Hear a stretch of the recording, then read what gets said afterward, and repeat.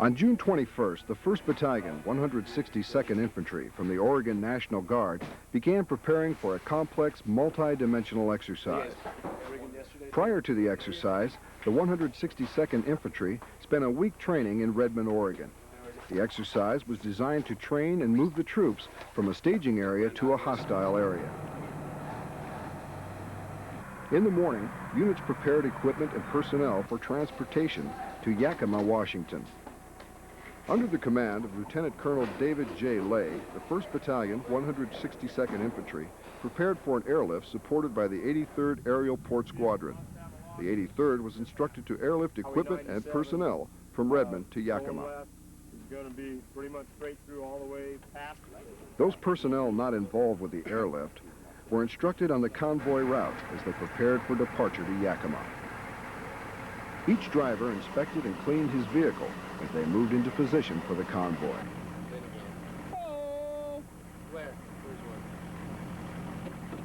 The operation was designed as a two-phase exercise. The first phase was the airlift. The 1722nd Combat Control Squadron from McCord Air Force Base provided C-130 support. Those assigned to loading the C-130 spent the day making the final preparations for the flight. 4 command and control Humvees and 1 ambulance Humvee would be delivered by air, along with companies A, B, and C. Along with the vehicles and troops, a variety of supplies would also be airlifted. The teamwork between the Air Force and the 1st Battalion, 162nd Infantry assured the success of the airlift. The 1st Corps riggers from Fort Lewis were assigned to jump during the exercise. Final safety checks were made before their departure. During the flight, the 1722nd Control Squadron also controlled the C-130, making the paradrops and assault landings.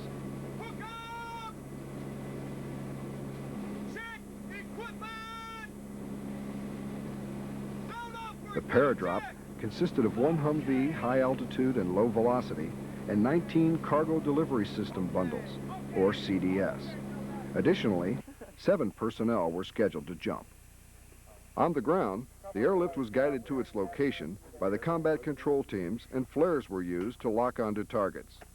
Once the C-130, supported by the 187 Tactical Airlift Squadron, located the drop sites, the offload began.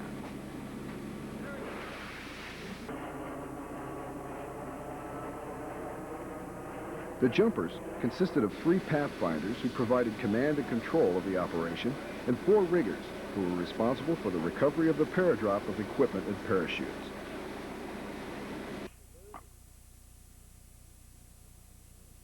As the airlift began offloading its cargo, it marked the completion of Phase 1. Once on the ground, the 162nd Infantry would begin preparing for Phase 2 of the operation. Before Phase 2 could begin, infantry members had to locate the equipment and get it staged for another airlift.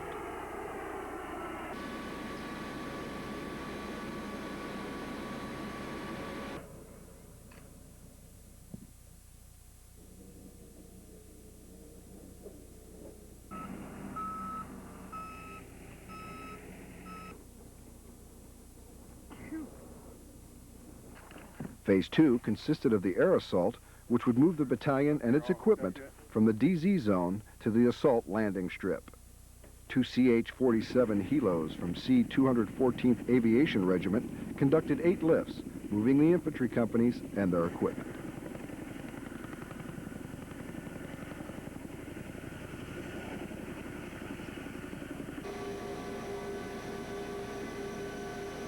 Other infantry members would arrive by C-130.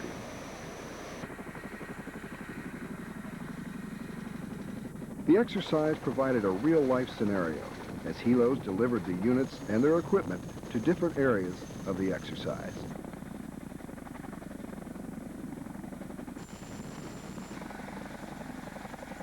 The exercise also provided the 162nd Infantry with the opportunity to mark targets and hold training on live fire.